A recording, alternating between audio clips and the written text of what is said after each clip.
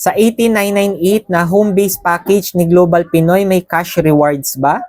Hello mga ka-travel, this is Paul of Global Pinoy Travel and Tours. So napakagandang tanong, no? So actually po doon sa starter or home-based package natin na 18,998, wala po siyang cashback, no? So since starter package po siya, yung meron po yung ating mga higher package, no? Yung 57,000, 134,000, and yung 250,000, no, for the outlet.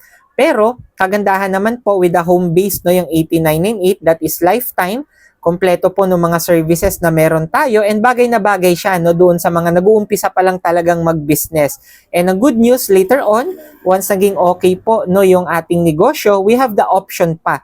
Pwede po tayo mag-upgrade doon sa higher package na meron si Global Pinoy. So mas marami pong benefits na yung ating pong matatanggap. Kaya if ever, no, kung gusto niyo mag-start kahit sa home-based lang, I suggest gawin nyo na po. Okay, kung yun po yung muna yung gusto nating umpisahan, yun yung kaya ng ating budget. So why not, yung importante po, makapag-start po tayo. Kaya message nyo lang po ako directly. With that, God bless po sa ating lahat.